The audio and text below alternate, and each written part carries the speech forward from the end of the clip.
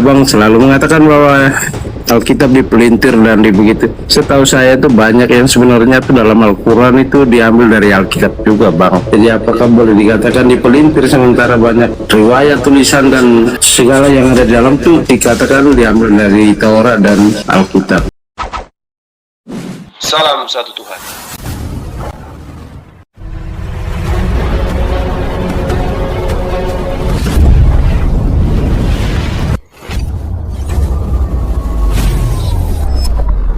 Pengantar ini singkat, para sahabat. Dukung semua ya sahabat-sahabat kita, channel Densa News Muslim.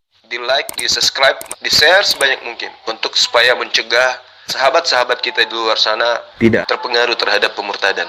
Semoga Allah memberikan selalu sikap istiqamah. Salam satu Tuhan, Allahu Akbar.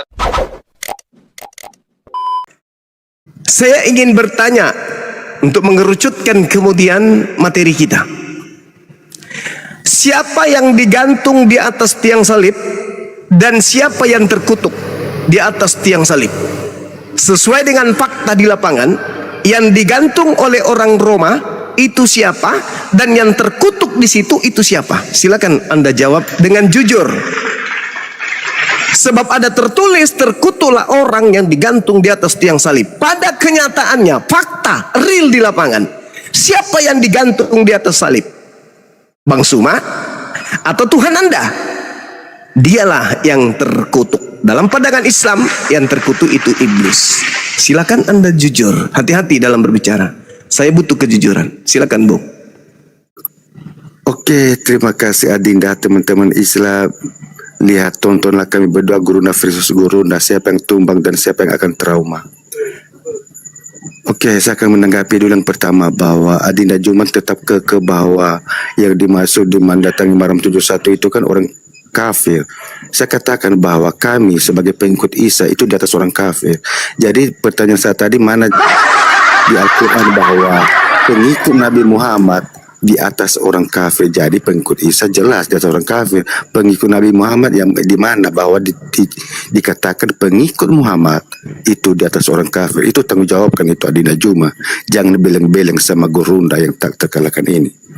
Kedua, pertanyaan Adinda Juma kemudian siapa yang digantung di kayu salib? Saya katakan pada saat Tuhan kita Yesus Kristus disalibkan, ada 3 orang. Satu Tuhan Yesus kita, juru selamat kita itu loh, yang mendidik kita dari kekuatan Taurat, dan kemudian penjahat sebelah kanan dan sebelah kiri. Kemudian itu yang harus saya jelaskan kepada Adinda Juma, siapa yang disalibkan. Kemudian yang terkutuk, saya katakan lagi, di Galatia 13 itu Kristus telah mati untuk menebus kita, menebus Adinda Juma, Gurunda yang terkalahkan ini dari hukum Taurat, sehingga menjadi jalan jadi kutuk demi kita, demi kau dan saya, bukan demi Kristen Adinda. Makanya Tuhan Yesus mengatakan, barang siapa yang percaya kepadaku, jadi bukan orang Kristen, barang siapa yang percaya. Kalau Adinda Juma bertobat malam ini dari mendengarkan khotbah atau ceramah dari Gurunda kamu ini, Gurunda dari Apologet Islam ini yang tak terkalahkan ini, Anda akan mendapatkan keselamatan dan akan diselamatkan oleh Tuhan kita Yesus Kristus. Jadi saya katakan sekali lagi Adinda Jumaku, Yesus Tuhan kita, juru selamat kita, tidak pernah terkutuk, tapi dia menjadi kutuk demi kau dan saya dan semua umat manusia. Adinda Juma, ya. Jadi pertanyaan saya, tunjukkan surah berapa bahwa pengikut Nabi Muhammad itu dari atas orang kafir. Silakan Adinda Juma. Ya, baik. Jangan trauma. Jadi kalau berbicara mengenai Nabi Isa alaihissalam, jelas di dalam Al-Quran Nabi Isa itu tidak disalib. Jadi siapa yang mengatakan Nabi Isa tidak disalib, itulah pengikut Nabi Isa. Saudara mengatakan pengikut Nabi Isa di atas orang kafir. Kafir itu Kristen. Itu udah jelas itu. Berarti Anda sedang mempertontonkan bahwa Kristen itu rendah dan pengikut Nabi Isa yang adalah Islam itu lebih tinggi daripada Kristen. Karena Nabi Isa di dalam Al-Quran, wa qaulihim inna qatalnal masiha Isa bin Maryam Rasulullah wa ma qatalu wa ma salabu walakin syubbiha lahum. Pengikut Nabi Isa adalah yang mengimani Nabi Isa tidak disalib, melainkan langsung terangkat ke langit. Apakah orang Kristen ikut di situ? Tidak. Berarti Kristen ini lebih rendah daripada umat Islam. Kemudian pertanyaan saya itu loh, siapa yang disalib pada faktanya? Sembahan Anda yang katanya Kristus. Yang disalib ini kan terkutuk. Dalilnya jelas di situ. Adapun kemudian Anda mengatakan untuk nebus kita EGP dengan kebohongan-kebohongan seperti itu. Yang saya pertanyakan, yang digantung pada faktanya itu siapa? Karena Paulus mengatakan, sebab ada tertulis, terkutuklah orang yang digantung di atas tiang salib. Yesus digantung nggak? Digantung. Terkutuk nggak? Sesuai dengan pengakuan Paulus, ya pasti dong. Kan itu pernyataan Paulus. Sebab ada tertulis, terkutuklah orang yang digantung di atas tiang salib. Nah, sekarang Anda tinggal jujur. Benarkah Anda menyembah orang yang digantung terkutuk di atas salib? Benar atau tidak? Atau Anda bingung? Atau Anda malu? Karena ternyata yang Anda sembah adalah orang yang terkutuk di atas tiang salib. Dalam kaidah Islam, itu iblis. Tolong jujur, hargai diri Anda di hadapan saudara-saudara kita Kristen yang mau belajar. Banyak saudara Kristen kita yang ingin belajar dan ingin kemudian menemukan pendebat Kristen yang jujur di hadapan kami umat Islam. Tertulis, terkutuklah orang yang digantung di atas tiang salib. Siapa yang digantung? Yesus. Kenapa yang digantung menurut Paulus? Terkutuk. Sadar tidak Anda kalau Anda menyembah manusia yang digantung terkutuk? Jawab, ya atau tidak? Oke, terima kasih Adina Juma, teman-teman Islam di bawah. Kalian dengar ya, pertanyaan saya nggak pernah dijawab. Pengikut Isa di atas orang kafir, tunjukkan kepada saya bahwa pengikut Nabi Muhammad yang dimuliakan orang Islam di atas orang kafir. Nggak ada jawaban, puji Tuhan, haleluya. Saya sudah menjawab tadi pertanyaan Adina Juma bahwa siapa yang terkutuk. Itu saya mengatakan, baca sebelumnya, Kristus telah mati untuk menebus kita, menebus Adina Juma dan Gurunda Las Vegas ini yang tak terkalahkan dari apologet Islam, karena Ustaz apologet Islam sudah ada trauma dan kabur-kaburan sama saya Adina Juma. Kemudian bahwa siapa yang disalib, udah Gurunda tadi udah menjawab. Gurunda itu terkalahkan dari apologet Islam ini loh, bahwa yang digantung di kasus ada 3 orang Adina Juma. Tuhan kita Yesus Kristus juru selamat kita yang menebus kita dari kutuk, dan 2 orang penjahat di sebelah kanan dan sebelah kiri. Saya udah jawab ya. Terkutuk nggak mereka, Bang? Kemudian pertanyaan kan yang berbaca kalau ke Yesus kan pertanyaan saya, terkutuk nggak mereka bertiga ini, Bang? Yesus tidak, dia menebus kita dari kutuk. Dalilnya gimana? Dalilnya gimana? Jangan trauma, ini apologet katanya guru, tapi mencerah. Enggak. Dalilnya gimana? Anda mengatakan bahwa tidak terkutuk. Dalilnya mengatakan terkutuk. Menebus kita dari kutuk gimana sih? Iya. Potong kemudian. Dengar Bang. Sebab ada tertulis, terkutuklah orang yang digantung di atas tiang salib. Terkutuk enggak tuh? Yang digantung di atas tiang salib, Bang? Loh, Yesus tidak, dia menebus kita dari kutuk, gimana sih? Terkutuk enggak? Mana dalilnya kalau Yesus tidak terkutuk? Loh, dia menebus kita kok, bacaan enggak ada urusan dengan tebus menebus. Yang saya tanya berdasarkan dalil, saudaraku, berdasarkan dalil. Jangan gemetar, terkutuklah orang yang digantung di atas tiang salib. Yesus digantung enggak? Ya disalibkan, tapi dia menebus kita dari kutuk. Tapi yang iya, dengan jalan menjadi apa? Dia menebus dosa Anda dengan jalan menjadi apa? Bukan dosa saya, dosa kita. Iya, dengan jalan menjadi apa? Dengan jalan menjadi kutuk demi kita. Dengan jalan menjadi kutuk untuk kita. Menjadi kutuk. Berarti Anda menyembah orang yang mati dengan jalan kutuk, betul? Dia yang menebus kita dari kutuk. Urusan Anda itu belakangan dengan diri Anda di rumah. Ya, kenapa trauma? Berarti Anda menyembah manusia yang mati dengan jalan kutuk, betul? Gurunda Islam trauma sama gurunda ini. Lihat. Saya ulang lagi. Berarti Anda menyembah manusia yang mati dengan jalan kutuk, betul? Saya menyembah Yesus yang menebus saya dan kita semua umat manusia dari yang kutuk mati Taurat. dengan jalanku. Kutuk demi kita. Dia menyelamatkan kita. Berarti Tapi Anda tidak. menyembah Loh, makhluk yang mati dengan jalan kutuk. Gimana? untuk menebus kau. Untuk menebus kau. Anda sudah sadar kan? Anda sudah sadar kan bahwa Kau sudah ternyata sadar betul, sembahan Pak. Anda itu adalah makhluk yang digantung dengan jalan Yang kutuk. menebus kita dari kutuk. Berarti Yang menebus kita dari kutuk. kalau dalam kaidah Islam Yang menebus yang kita dikutuk dari kutuk. itu adalah iblis. Bagaimana? Oke, udah dikutuk selesai. sementara Mungkin ada jadi- pemain baru, silakan Anda istirahat, saudaraku. Anda istirahat dulu. Anda simpan rasa malu Anda, ya. Lain kali kalau naik ke sini itu jangan mempermalukan saudara-saudara Kristen saya yang masih sehat. Cukup Anda saja yang tidak sehat. Makanya sebelum menghadapi kita apologet Islam, belajar dulu, belajar. Jangan mau dikalahkan umat Islam lebih rajin belajar Bible daripada saudara sendiri. Kalau ilmu masih nihil, jangan naik. Boleh naik status belajar. Jangan ngeyel, apalagi sombong, apalagi angku mengaku gurunda. Saya aja nggak pernah mengaku gurunda. Malu saya mengaku gurunda, apalagi nihil ilmu kayak tadi itu. Malu. Kalau hanya modal sombong, itulah iblis. Iblis itu kerjaannya sombong.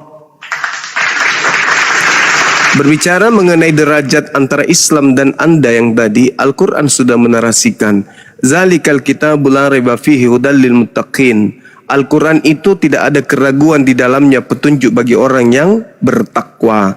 Alladzina yu'minuna bil ghaibi wa yuqimunas sholata wa mimma razaqnahum yunfiqun.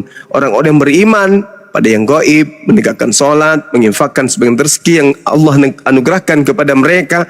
Walladzina yu'minuna bima unzila ilaika wa ma unzila min qablik wa bil akhirati hum yuqinun. Mereka orang Islam beriman kepada Al-Quran yang diturunkan kepada Nabi Muhammad dan beriman kepada kitab-kitab suci yang diturunkan sebelum Nabi Muhammad. Mereka yakin akan adanya hari kiamat. Maka Allah mengatakan, Ulaika ala hudam min rabbihim wa ulaika humul muflihun. Mereka lah orang Islam yang mendapatkan petunjuk dari Tuhannya dan mereka itu adalah orang-orang yang beruntung. Innal ladzina kafaru, sedangkan orang yang kafir kata Allah, sawaun alaihim anzartahum am lam tunzirhum la yu'minun. Kau katakan kepada mereka kebenaran ataupun tidak kau katakan kebenaran itu, mereka tidak akan beriman. Sudah kau katakan berulang-ulang bahwa yang digantung di atas tiang salib itu adalah yang terkutuk, dia akan pelintir sampai betul-betul dia terjerumus dengan logikanya sendiri. Kenapa? Khatamallah ala qulubihim wa ala sam'ihim wa ala absarihim gishamatu wa lahum azabun azim. Allah telah mengunci hati mereka dan pendengar mereka dan juga penglihatan mereka.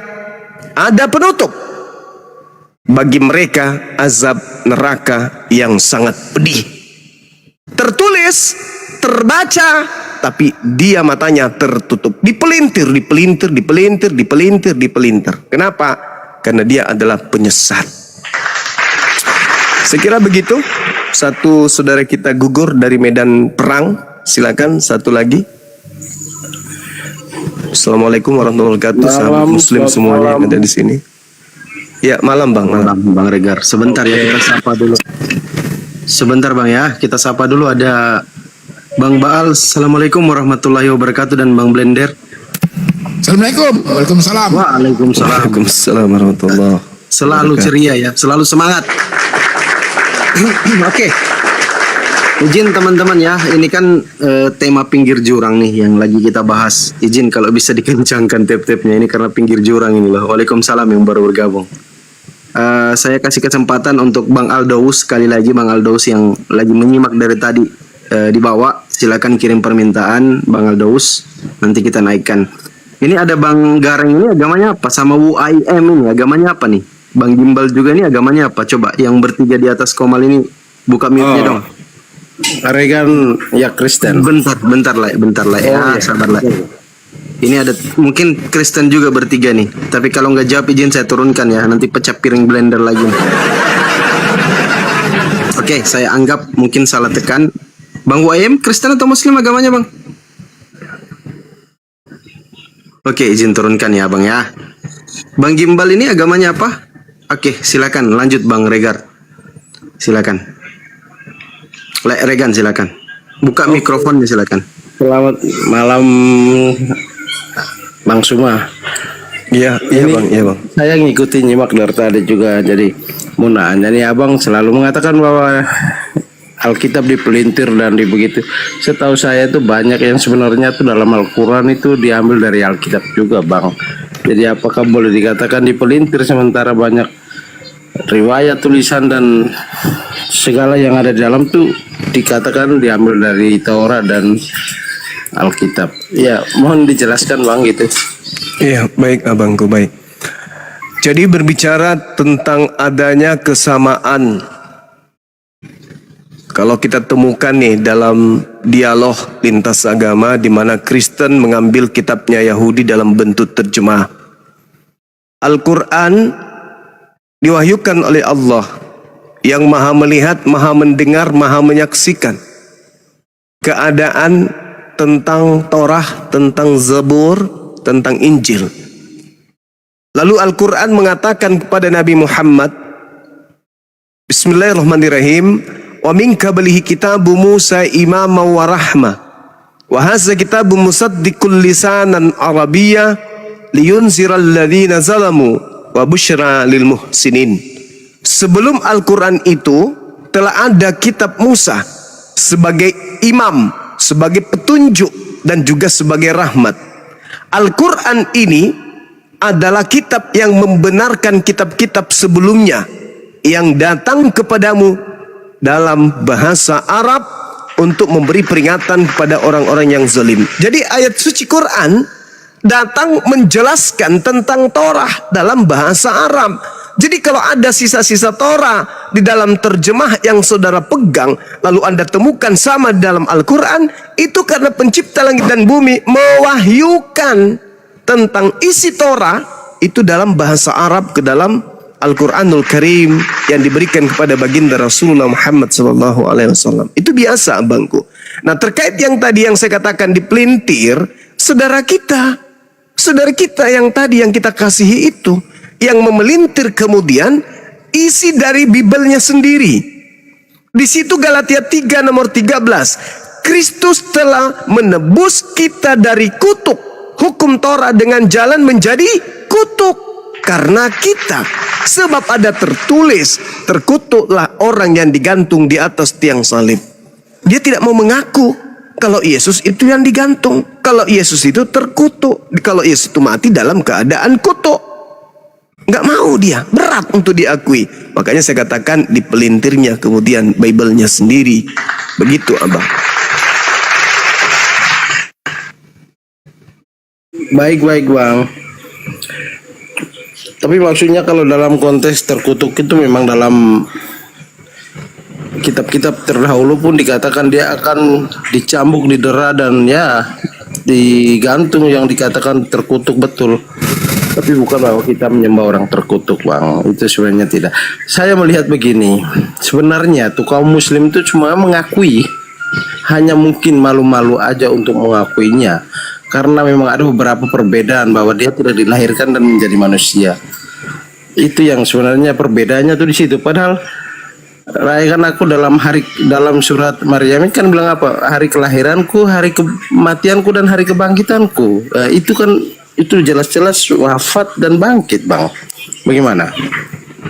Iya, bangkit itu dari kematian, bukan bangkit dari pingsan.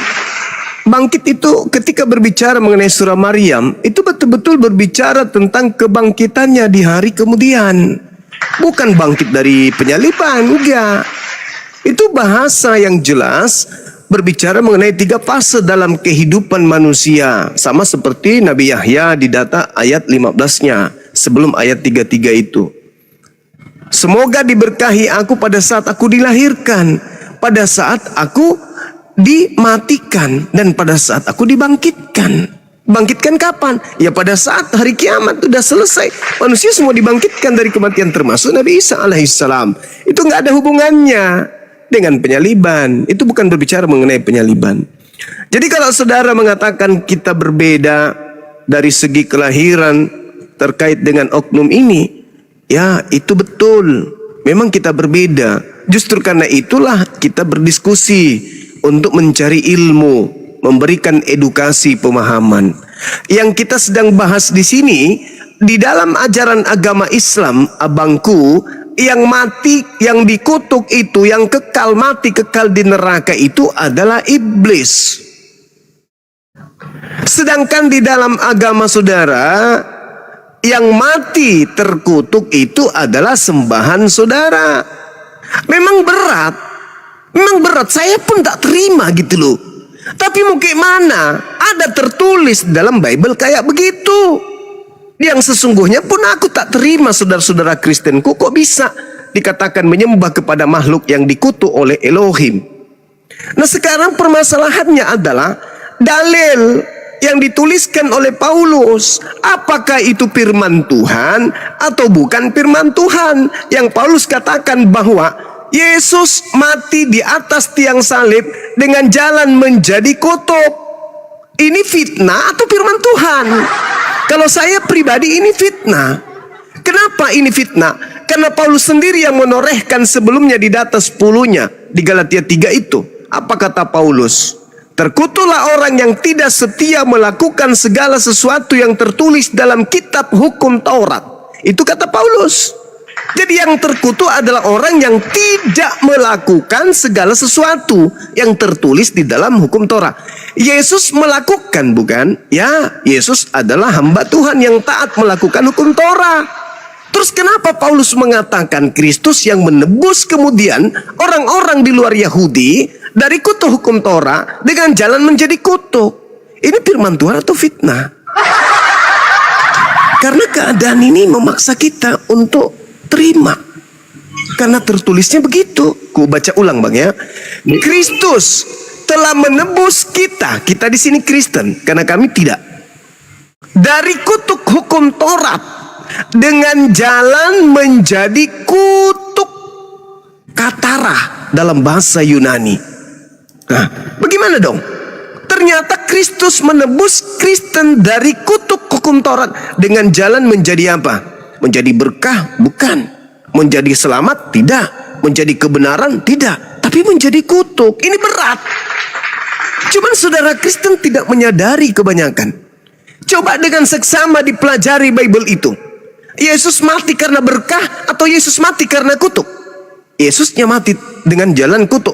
Sudah begitu, dilegalkan pula tuh sama Paulus. Sebab ada tertulis, terkutuklah orang yang digantung pada kayu salib. Kok sampai segitunya ya Allah? Siapa orang ini? Pak Bombom? Kan bukan. Bang Suma? Kan bukan. Lalu siapa? Siapa lagi kalau bukan Yesus? Sebelum saya maaf bang, saya mau Ya, silakan saudara, silakan. Tapi saya mau nanya satu dulu. Apakah Isa itu adalah Yesus menurut ajaran teman-teman Islam? Itu satu pertanyaan Kalau dulu. yang lahir abangku tanpa ayah, diberi hikmat kenabian dan dia adalah nabi rasul kepada kaumnya Bani Israel, ada tertulis di dalam kitab saudara, yes, Isa adalah Yesus alaihi salam, atasnya keselamatan. Tetapi kalau berbicara mengenai Kristus yang keluar dari kubur, yang digantung di salib, itu bukan Nabi Isa alaihi salam. Dan solusinya di mana? Menurut kami Islam, seketika kami belajar Bible, solusinya di mana? Rupa-rupanya sebelum penyaliban, sebelum ada yang keluar dari kubur, sebelum ada yang muncul di Pulau Patmos, sebelum ada yang muncul kepada Ananias, dan ketika ada orang ke Damsyik, lebih dulu Yesus berpesan kepada muridnya agar waspada kepada sibilisisis yang datang menyesatkan banyak orang dengan memakai nama Yesus Kristus. Nah, itu solusinya tuh. Itu solusinya, Bang. Oke, kalau memang sama berarti gini bang. Dalam Al-Quran dikatakan satu tuh orang dalam Al-Quran yang ditulis suci adalah hanya Isa.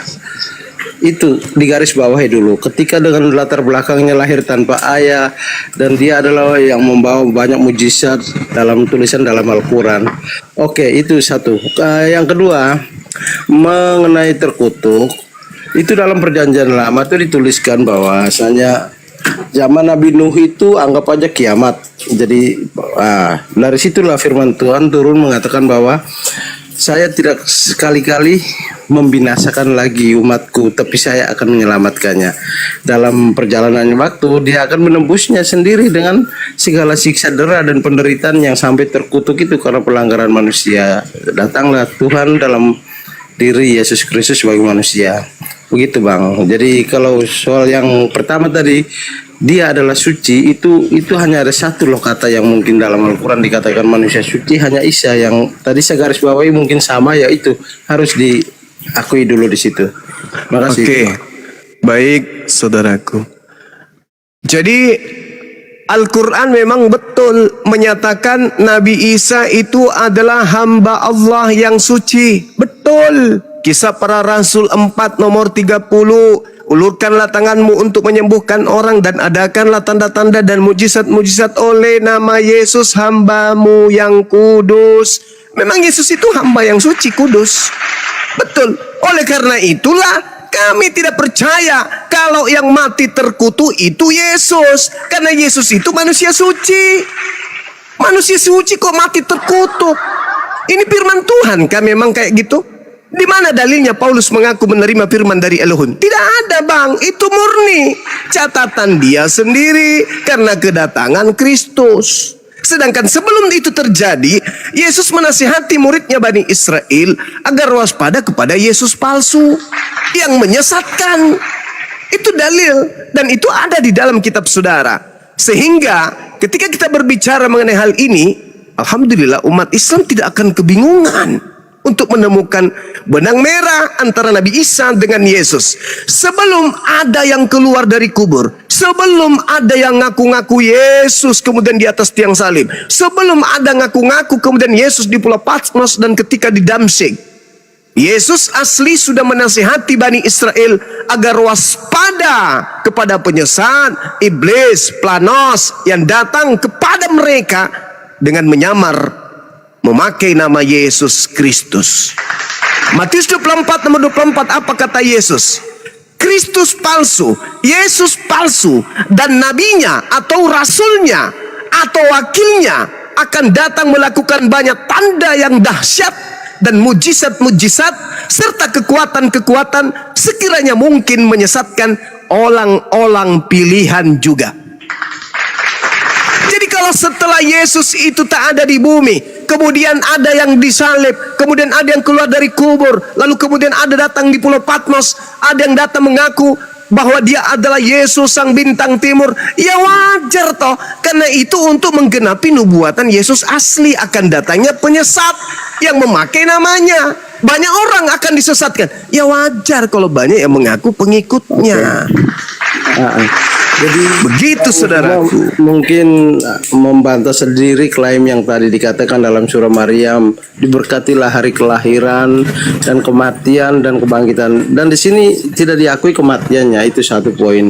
Dan yang kedua, klaim dalam tulisan dalam Alkitab yang mengatakan Yesus mengatakan waspadalah terhadap nabi-nabi palsu akan datang. Jadi itulah yang kita tahu seperti apa pemikiran kami orang umat Kristen seperti itu Pak. Nabi Jadi palsunya memakai nama siapa Bangku?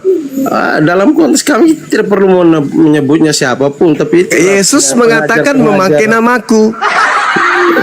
Iya, betul? Nah, ada yang sekarang siapa yang datang memakai nama Yesus Kristus? Nabi Muhammad gitu maksudnya?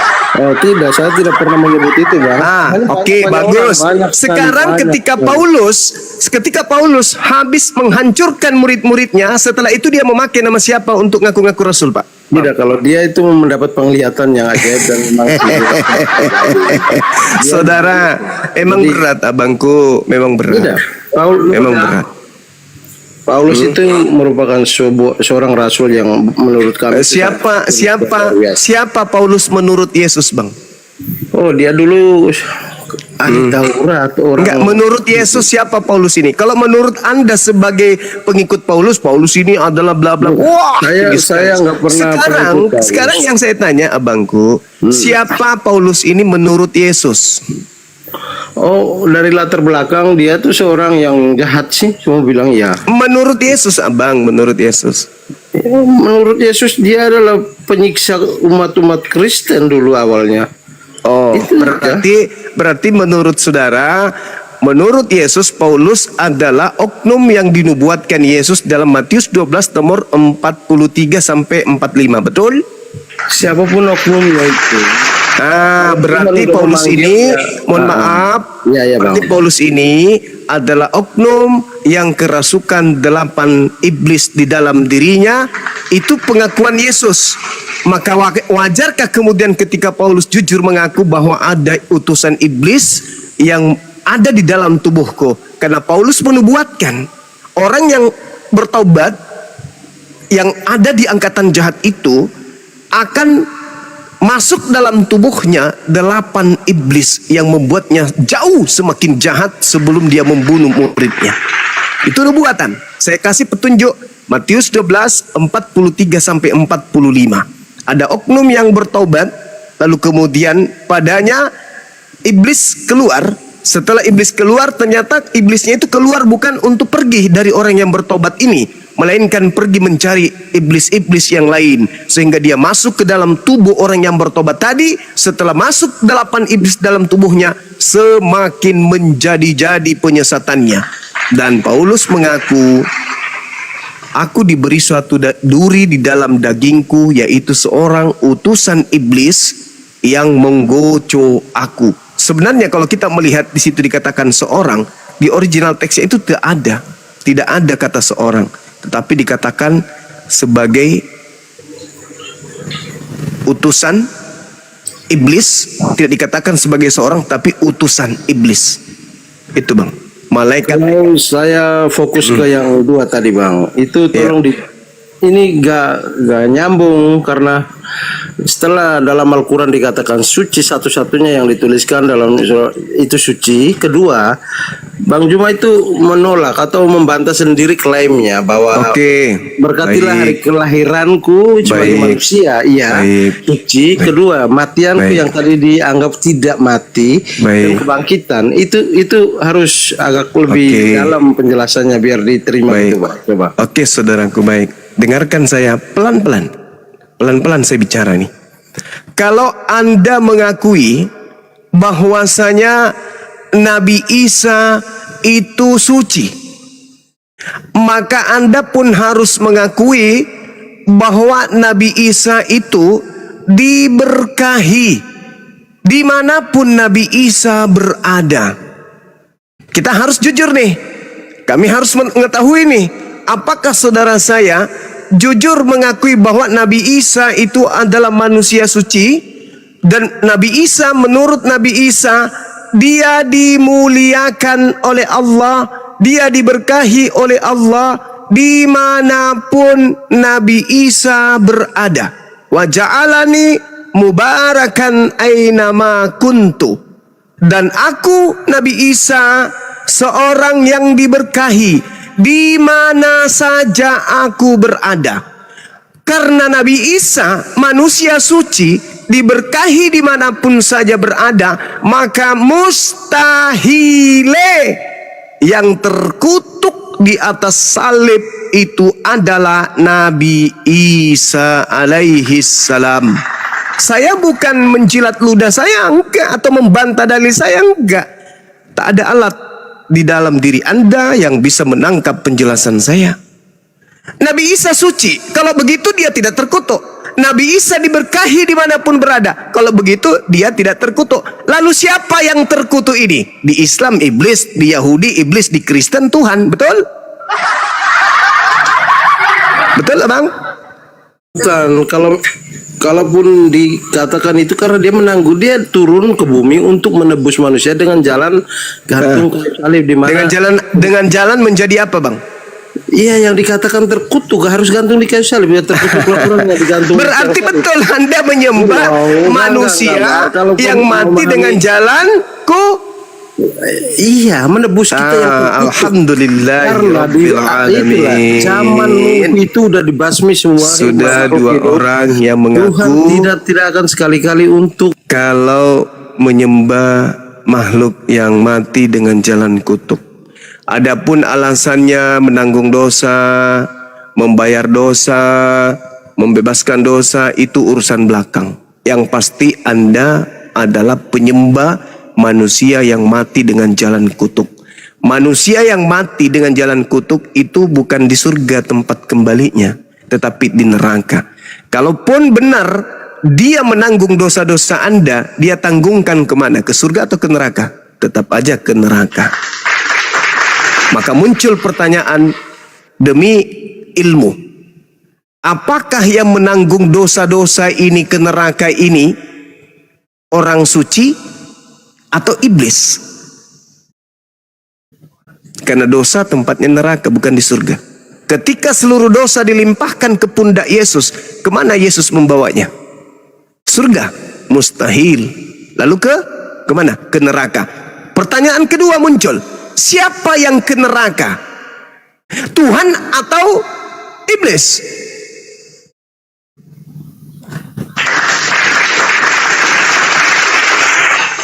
Alhamdulillah saudara, Anda sudah mengakui bahwa yang mati disalib itu mati dengan jalan kutuk, dan itu adalah sembahan saudara. Oke, thank you. Gila kali yang dikutuk tuannya. Mampus kali kita, bah. Tuan, aduh, mancur, bah. Sahabat yang lain pemahamannya dangkal. Maaf. Hentian lagi ya Bang Regar ya. Ini ada teman-teman Kristen, ada Toba sama Julius. Selamat malam Bang Toba sama Bang Julius. Laik Toba, dibuka mikrofonnya Laik Toba. Toba Marhian. Ito kak, laik ini. Udahlah, laik ito lah. Laik dengan ito. Oke, Bang Julius saja. Silakan Bang Julius. Apa yang mau ditanggapin? Silakan Bang. Ya, Bang, aku ini kan orang awam ya. Aku nggak tahu tentang masalah agama ya. Cuman aku mau tahu maksudnya. Apakah kita ikut agama sesuai keyakinan abang itu, apakah kita masuk surga? Gitu. Maksudnya kita itu selamat apa tidak? Gitu. Islam itu artinya damai sejahtera. Damai sejahtera itu di surga, bukan di neraka. Kalau yang di neraka itu terindikasi pengikut Kristus. Kenapa? Karena Kristus itu terindikasi penyesat. Di mana dalilnya? Matius 24, 23, 24. Kristus adalah penyesat yang menyesatkan banyak orang, bahkan menyesatkan orang-orang pilihan. Jadi pengikut Kristus indikasinya neraka. Tapi kalau Islam itu selamat. Selamat itu di mana? Ya surga. Begitu Bang. Oke, baik Bang ya. Ya.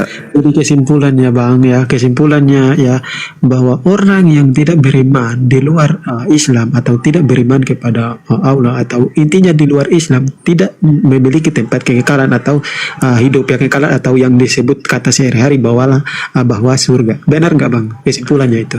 Betul. Di luar damai sejahtera, neraka. Ya Bang, jadi berarti seluruh agama di muka bumi ini di luar Islam masuk neraka. Benar nggak Bang? Ya, pandai ya Bang ini. Ya udah, berarti ya Abang ini memang pintar, tapi pintar menampar muka sendiri. Maksudnya gini, Bang, saya kan udah mempelajari semua para kitab. Oh, orang pintar tadi, tapi berbohong kayak Paulus ngaku awam, bodoh gitu ya. Oh, cara-cara Paulus gitu maksudnya. Oh, boleh, nggak apa-apa. Tepuk tangan untuk abang yang pintar tapi pura-pura bodoh. Nggak apa-apa Bang. Lanjut. Nah, gini Bang. Gas. Gini. Ya ternyata saya udah jujur ya, dan dia sudah jujur ya, bahwa dia udah mengatakan sendiri teman-teman bahwa dia itu mengklaim bahwa seluruh umat di muka bumi ini, seluruh agama-agama di muka bumi ini yang tidak beriman intinya di luar Islam berarti semua masuk neraka. Ya itulah. Jadi teman-teman di bawah kalian harus tahu bahwa manusia di muka bumi ini, bangsa yang paling diberkati di muka bumi ini dari zaman sampai ke zaman, dari manusia pertama sampai sekarang itu adalah orang-orang Israel ya. Di dalam kitab-kitab semua mengatakan bahwa Ya, dia itu adalah bangsa pilihan. Dia di dalam Al-Baqarah 47 dan Yunus 90 mengatakan bahwa mereka itu adalah umat pilihan Allah, ya. Jadi kesimpulannya begini teman-teman, kalian dengar semua, ya. Ya, bagaimana mungkin mereka mengklaim bahwa orang-orang pilihan itu masuk neraka? Bayangkan, ya. Tadi saya ambil jujur-jujurannya aja. Ternyata mereka mengatakan hal itu. Bagaimana kita bisa percaya seperti apa yang mereka katakan ini? Coba bayangkan, kita bisa membedakan bahwa Tuhan mereka dan Tuhan yang orang-orang benar itu berbeda. Ya, bayangkan mereka mengklaim bahwa orang-orang Gejala Yahudi awalnya juga seperti percaya apa kepada ini? Yahweh masuk neraka. Oke. Itu aja bang, aku udah mendapatkan kesimpulan. Menurut Oke. Anda, Al-Quran mengatakan Bani Israel orang selamat. Anda sendiri Bani apa? Bang, aku tidak berbicara tentang apa-apa, tapi aku mengatakan kepada semua umat. Iya, Al-Quran mengatakan Bani Israel orang yang selamat. Nah, Anda sendiri Bani apa, Bang? Ya. Bani guguk paman, guguk. Aku bukan di Israel bang. Tetapi aku tadi Oh, mencari- berarti Anda nggak mencari selamat. kebenaran. Iya, aku Berarti mencari Anda nggak selamat. kebenaran di situ. Ini tak kasih dalil, Saudara Julius, yang adalah orang cerdas tapi pura-pura blow on, menurut pengakuannya. Yeremia 29 nomor 11, sebab aku Tuhan mengetahui rancangan-rancangan apa yang ada padaku mengenai kalian. Demikianlah firman Tuhan. Apa rancanganku? Rancanganku adalah Kristen. Rancanganku adalah damai sejahtera, Islam. Dan bukan rancangan kutukan. Penyembah orang yang dikutuk, bukan. Untuk memberikan kepadamu hari depan yang penuh dengan harapan. Saya kembalikan kepada saudaraku yang pintar tapi pura-pura blow on. Menurut Tuhan, berdasarkan dalil Yeremia 29 nomor 11, yang dirancang Tuhan untuk manusia itu adalah rancangan damai sejahtera yang adalah shalom, yang adalah Islam, atau rancangan pengikut Kristus. Jujur. Ya jujur ya, kita jujuran ya di sini ya teman-teman di bawah dengar ya. Ya, aku di sini ya. Tadi dia tidak menangkapi apa yang saya tanyakan dia. Saya di sini tidak mengakui bahwa saya itu masuk neraka, masuk Islam, masuk surga ya. Bayangkan ya. Cuman saya mau olah dia aja. Dia berani mengklaim bahwa umat-umat pilihan Tuhan dari zaman ke zaman bangsa itu dikatakan bahwa pilihan Tuhan. Kok masa dia mengklaim bahwa bangsa itu juga masuk neraka? Berarti kesimpulannya apa yang diajarkan oleh pada dirimu itu datang dari mana? Saudara, Bayangkan, pertanyaan saya, rancangan Tuhan berdasarkan Yeremia 29 nomor 11 itu rancangan shalom atau rancangan Kristen? Jawab. Iya, aku jawab ya. Aku nggak perlu lama-lama gitu aja ya. Aku mau mencari kebenaran di situ aja. Aku tahu bahwa ternyata. Ya, Baik, ternyata Saudara aku baru Julius tahu. yang pintar sekali. Mungkin di sini bukan kelas abang. Silakan abang mencari kelas malaikat. Malaikat mungkin butuh pengajaran dari Anda yang pintarnya bukan main bodohnya ya. Masya Allah, luar biasa. Silakan sahabat untuk dinaikkan lagi saudara kita Kristen yang mau diskusi. Siap Gurunda. Silakan teman-teman Kristen typing ya. Ini Toba dari tadi naik tidak ngomong, sekali lagi dipanggil. Bang Toba silakan dibuka mikrofonnya. Kalau Kristen silakan ngobrol-ngobrol santai sama Bang Zuma. Yang Kristen typing aja di bawah ya. Saya Kristen Bang, naikkan saya. Saya menyembah Tuhan yang terkutuk gitu. Boleh kalau kayak gitu. Ada Trian, Bang Trian, selamat malam. Kristen atau Muslim Bang? Panggilan kedua untuk Bang Trian, agamanya Kristen atau Muslim? Awas diteriakin lagi nanti. Hoi!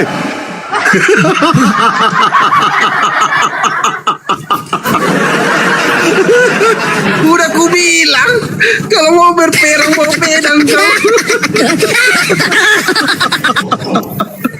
Oke, Bang Roni, selamat malam Bang Roni. Kristen atau Muslim Abang? Selamat malam Pak Zuma, saya Kristen Pak. Oh iya, selamat malam Le. Selamat bergabung, silakan Le. Malam saudara, salam kenal. Ini mohon maaf sebelumnya, kita ini diskusi tentang apa ini? Membahas agama Kristen atau Dua-duanya abangku. Di Islam yang terkutuk itu iblis. Kitabnya Yahudi juga di Kejadian 3 nomor 16 yang terkutuk itu iblis. Tapi di Kristen Paulus mengatakan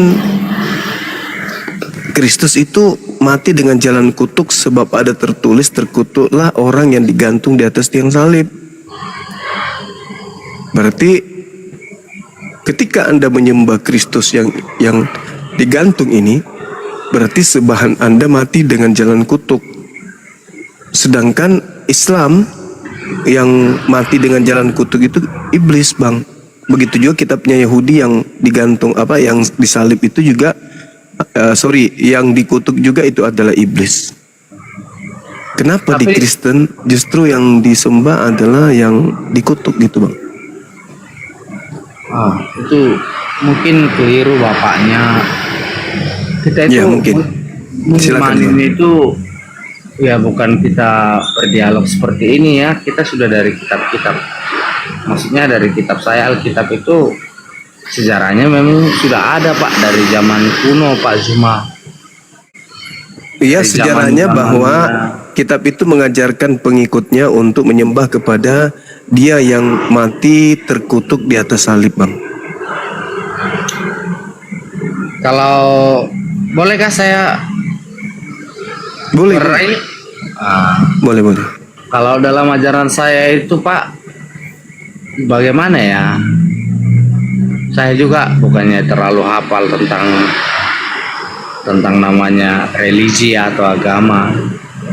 Tapi memang kalau di agama kita itu memang sempurnalah Tuhan itu. Karena di ajaran saya itu pribadi, kita Kristen itu Tuhan itu 100% bisa jadi manusia, 100% bisa jadi Tuhan menurut reinkarnasinya atau ininya yang dia mau gitu, Pak. Tapi mungkin menurut saya itu beda-beda, Pak. Memang semua tujuan agama itu gak mungkin lah ya kalau satu agama satu Tuhan, satu agamanya lagi satu Bunda kan. Tapi kan perbedaannya atau perwujudannya mungkin beda-beda. Kalau dalam Buddha berbentuk kayak macam kuil, namanya tempat agamanya. Kalau di Muslim ya tempatnya namanya yang kayak tulisan Arab itu kan gitu. Nah kalau kita itu, saya bilang itu patung Tuhan Yesus Kristus itu enggak bisa di monopoli atau di ini dia, karena memang bukan cuman kita aja yang berdebat ini, bahkan dunia sudah mengakuinya kalau Tuhan yang disalib itu Tuhan Yesus, bukan malah yang Bapak bilang tadi iblis begitu. Bukan, Abang, bukan. Saya nggak mengatakan bahwa yang disalib itu iblis, enggak. Saya mengatakan. Tapi tadi Bapak bilang roh yang tadi terkutuk gitu, maksudnya itu gimana? Ya oke, saya ulang lagi. Di Islam yang terkutuk itu iblis. Di Yahudi yang terkutuk itu iblis. Di Kristen yang disembah adalah yang terkutuk. Berdasarkan Galatia 3 nomor 13.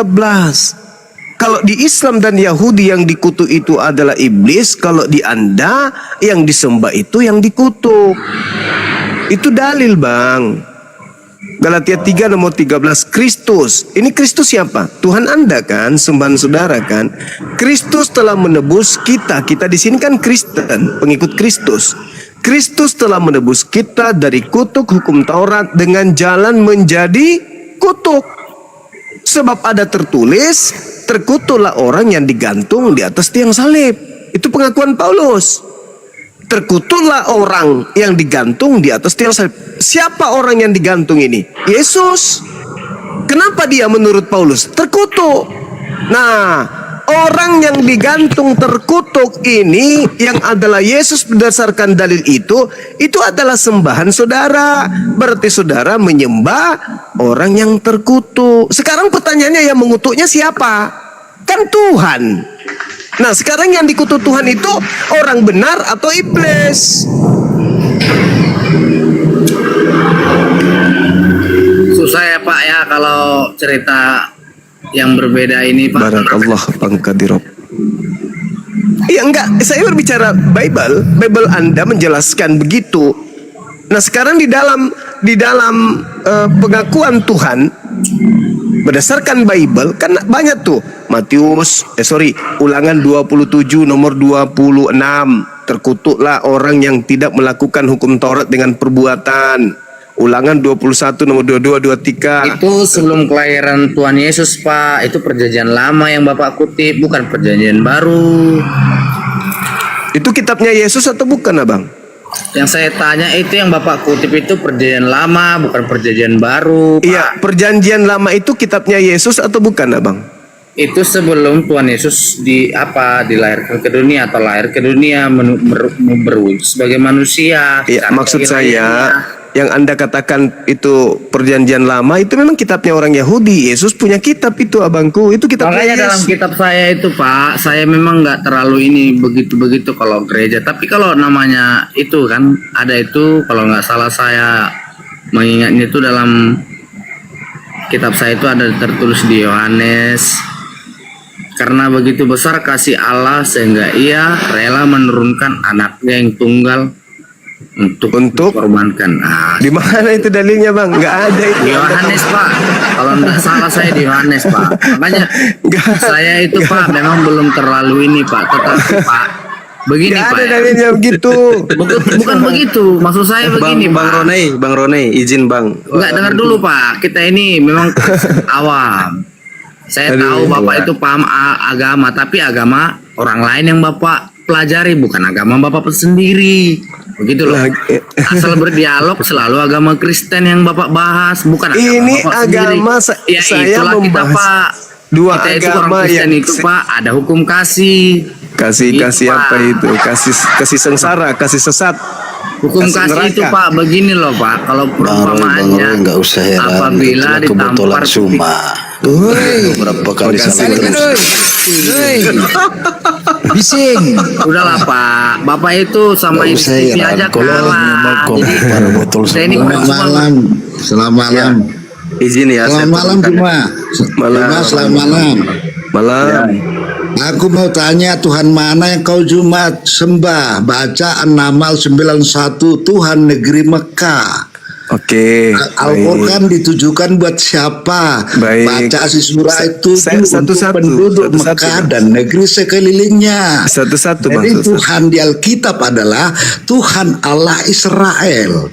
Jadi kamu harus belajar tentang kitabmu. Kalau Suma Ya. kan Upahmu sebagai orang bertakwa. Udah, woi. Udah. Perempuan montok. Woi. Jadi jangan kau bahas Alkitab kitabmu. Udah, kau bertanya apa kau ini? Udah biar dijawab. Woi. Sekali ya. Kenapa kau Udah. Jadi gitu cuma. Coba jawab dengan Jangan main keroyok, jangan main keroyok. Coba Ini jawab kalau dengan settingan Al-Quran, ya. Yang jangan satu bahas dia Alkitab, Coba jangan gini, lompat ya. pelan-pelan. Jadi kamu selalu membahas bahasa Alkitab, kan kita berdebat soal kitabmu sendiri. Kau malah manusia ini bukan kandang babi. Ngoceh aja kau tadi. Perasaan cocokologi, ya. Allahu Akbar. Blender jadi moderator nggak yang di bawah yang ketawa-ketawa diblokir, yang ketawa. Izin satu-satu ya teman-teman Kristen. Coba kalau naik itu ngomong satu-satu, jangan bicara sendiri. Gimana? Kalian kalau main catur sendiri, berdua lah main catur. Os, jadi kan aku mau os biar ku tembak yang bandel-bandel os. Oke. Ini ada Bang Medi. Selamat malam Bang Medi. Silakan dibuka mikrofonnya, Bang Medi. Kristen atau Muslim agamanya, Bang? Udah tuh Blender. Ada Bang Jimmy juga. Silakan dibuka mikrofonnya. Teman-teman yang Sabar ya, dikeroyok nggak apa-apa, sabar ya. Cuman yang host, yang moderator tolong diblokir yang ketawa-ketawa di bawah itu.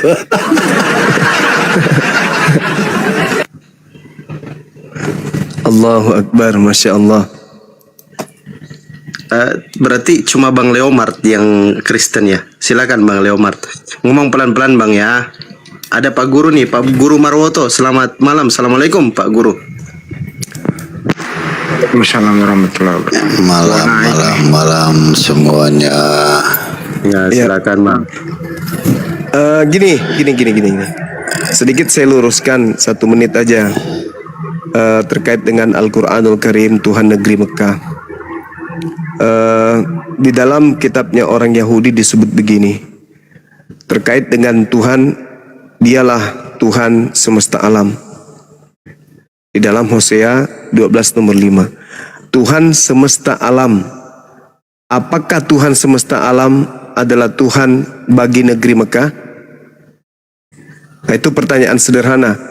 Jadi Tuhan semesta alam itu adalah Tuhan negeri Mekah, Tuhan negeri Indonesia, Tuhan negeri manapun.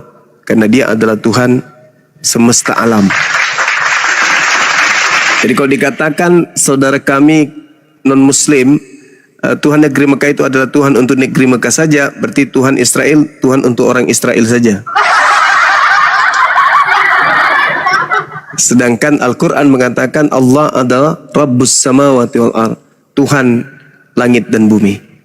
Nah, kenapa muncul ada dalil Tuhan negeri ini? Karena orang-orang Quraisy pada saat itu menyembah berhala-berhala. Sedangkan berhala adalah bukan Tuhannya Mekah. Tuhannya Mekah itu adalah pencipta langit dan bumi. Semoga saudara punya perangkap yang bisa menangkap penjelasan saya. Silakan.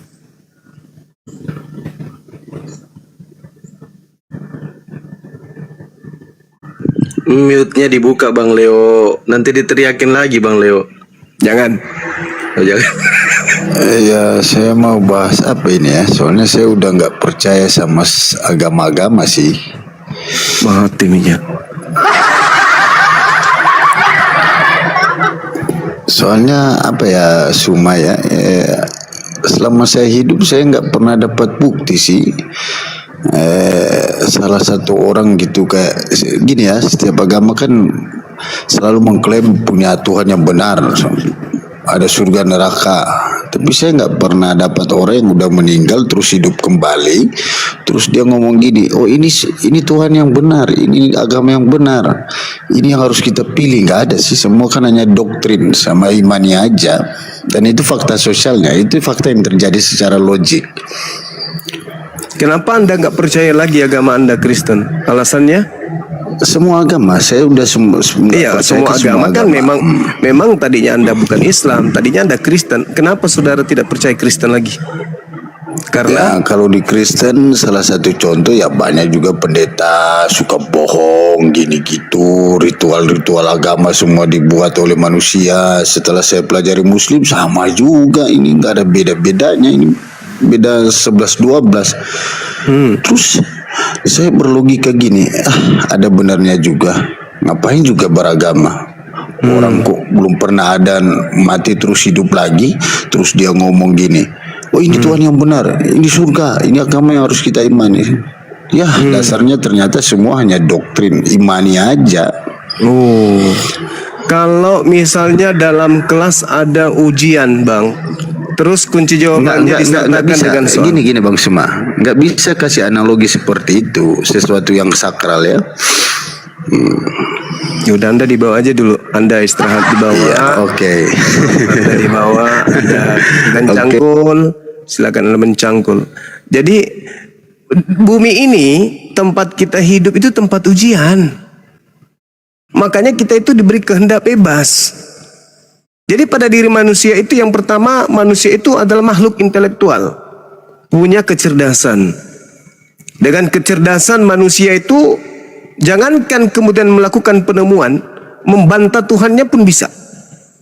Karena kecerdasannya, karena kesombongannya, dia membantah adanya Tuhan. Padahal dulu dia ganteng, sekarang dia keriput, giginya udah mulai tinggal satu-satu. Dia tidak sadar itu kalau itu adalah panggilan alam kubur. Tapi dia sombong. Untuk apa beragama? Tuhan itu nggak ada kok. Nggak ada orang yang pernah mati lalu keluar dari kubur. Ya Anda aja yang mati baru keluar dari kubur.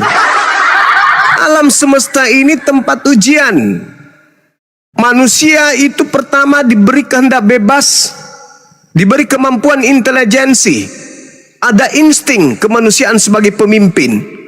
Utamanya memimpin dirinya. Yang kedua, manusia diberi kehendak bebas, pilihan. Dia bisa beriman, dia bisa kufur. Itu hak mutlak yang menjadi hak manusia. Apa itu keadaan ini ada? Manusia itu pintar, manusia itu cerdas, manusia itu bisa berpikir, Dan yang kedua, setelah dia mampu berpikir, dia bisa memilih antara kufur atau dia beriman. Nah, yang ketiga, kodrat manusia itu diuji. Dunia ini ujian. Sikit-sikit ujian. Belum apa-apa anak minta beli motor, ujian. Belum apa-apa istri sakit, ujian. Belum apa-apa sakit, itu ujian. Maka setelah diuji, apakah manusia ini menggunakan tingkat intelijensinya untuk mendudukkan perkara kemana hendak ia pergi ketika ia sakit? Ke dukun atau ke rumah sakit? Itu keadaan, tidak bisa tidak. Jadi yang namanya ujian tidak mungkin disertakan kunci jawaban. Kalau misalnya ada orang mati, dia misalnya Islam, meninggal dunia, lalu kemudian keluar kepalanya dari kubur. Saudara-saudara sekalian, jangan kau beragama di luar Islam, karena di alam kubur ini kutengok orang-orang di luar Islam semuanya menderita. Maka tak ada lagi orang yang berpikir untuk menelaah kemudian kebenaran agamanya dan keyakinannya masing-masing. Semua orang akan menjadi binatang. Kenapa? Yang tunduk kepada keadaan. Kambing tidak pernah menggantikan makanannya dengan makanan soto Betawi. Bosan makan rumput, besok aku mau makan bakso deh. Gak ada itu, gak ada. Tunduk pada keadaan. Nah, ketika kemudian ada orang berbicara dari kubur, misalnya orang yang sudah mati bangkit dan berbicara, yang benar adalah agama Islam, yang tidak benar adalah agama Kristen. Maka tak ada lagi yang mau beragama Kristen, semuanya Islam. Lalu buat apa kita dikasih tingkat intelijensi? Buat apa kita dikasih hak milih kalau begitu? Berarti bukan lagi iman. Itu sudah bukan iman lagi, karena kita sudah tahu. Yang dikatakan iman itu tidak melihat tetapi meyakini, itu iman. Dia keluar dari agama Kristen karena di Kristen ada pembohong, ada pendusta. Ya, mau kemana dia itu? Nanti dia keluar dari rumahnya itu karena di rumahnya banyak pembohong. Keluar lagi dari kantornya karena di kantornya banyak pembohong. Inilah orang yang tidak sehat akal. Udah jatuh ketimpa tangga lagi. Maunya dia tetap aja di Kristen, baca Bible dengan seksama, pelajari Bible dengan sungguh-sungguh. Gunakan akal sehat menelaah isi Bible untuk mendapat petunjuk, bukan doktrin dan dogma. Malah keluar dari sana dengan menghina para pendeta dan pastor. Sudah jatuh ketimpa tangga lagi. Kalau di Kristen minimal jatuh, tapi tidak ketimpa tangga. Bisa dia belajar Bible, menemukan kebenaran di dalamnya hingga sampai kepada hidayah. Begitu Cak Kangkung. Silakan saudara-saudara yang lain. Siap. Izin sapa dulu, ada Bapak dosen Kristologi yang lebih tinggi ilmunya. Assalamualaikum Bang Ardiansa. Waalaikumsalam. Assalamualaikum Guru Dasuma. Assalamualaikum teman-teman muslim semuanya yang ada di atas dan di bawah. Waalaikumsalam. Sehat-sehat abangku. Alhamdulillah, amin. Oke, izin saya sapa, ada Bang Ratno Fernandes. Selamat malam Abang Ratno. Agamanya apa Bang? Silakan dibuka mikrofonnya. Bang Ratno, selamat malam. Awas, panggilan ketiga bahaya nih. Bang Ratno, panggilan terakhir. Hei! Sudah kau bilang. Itu juga kode juga buat tetangga saya supaya bikin kopi.